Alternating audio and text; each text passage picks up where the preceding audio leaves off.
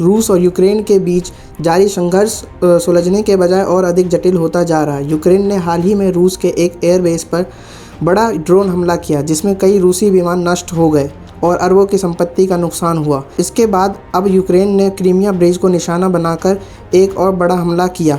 बताया जा रहा है कि यूक्रेन की सुरक्षा सेवा ने क्रीमिया ब्रिज पर तीसरी बार हमला किया। इस बार उन्होंने पुल के जलमग्न आधार यानी अंडर वाटर सपोर्टर्स पर विस्फोटक लगाकर उसे उड़ा दिया। दावा किया जा रहा है कि इस हमले से पुल को गंभीर क्षति पहुंची है। SBU ने बताया कि इस ऑपरेशन के लिए 1100 किलोग्राम TNT विस्फोटक इस्तेमाल किया गया और इसे अंजाम देने में कई महीनों की मेहनत लगी। यह हमला विशेष रूप से पुल के नीचे स्थित पोल को निशाना बनाकर किया गया, ताकि उसके मूल ढांचे को कमज़ोर किया जा सके।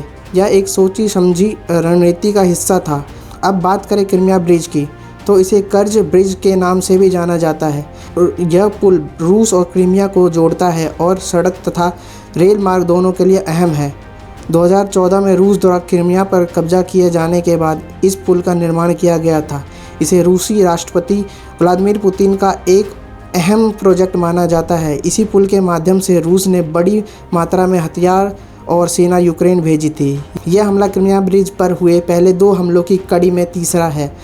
इससे पहले अक्टूबर 2022 में एक ट्रक विस्फोट के जरिए हमला किया गया था, जिसमें पुल को बड़ा नुकसान पहुंचा था। जुलाई 2023 में फिर एक और हमला हुआ था, जिसमें पुल के 2 हिस्से नष्ट हो गए थे। उस समय SBU प्रमुख वसील मलिक ने पुष्टि की थी कि ऑपरेशन में समुद्री ड्रोन सी बेबी का इस्तेमाल किया गया था। इस ताज़ा हमले से पहले यूक्रेन ने रूस के न्यूक्लियर कैपेबल रणनीति बम वर्षक विमानों पर भी हवाई हमला किया था। हालांकि रूस की ओर से अब तक इस संबंध में कोई आधिकारिक बयान नहीं आया है। हमले के तुरंत बाद पुल संचालक ने ब्रिज पर ट्रांसपोर्ट सेवा बंद कर दी थी, लेकिन कुछ समय बाद सेवा को फिर से सामान्य कर दिया गया।